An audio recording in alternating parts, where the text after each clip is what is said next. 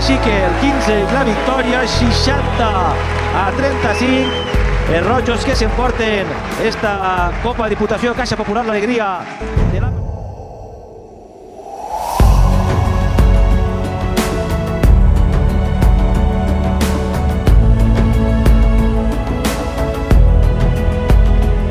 La victòria per a l'equip d'Ontinyent. Ara sí que volen els coixins, amb raó de ser 25-10.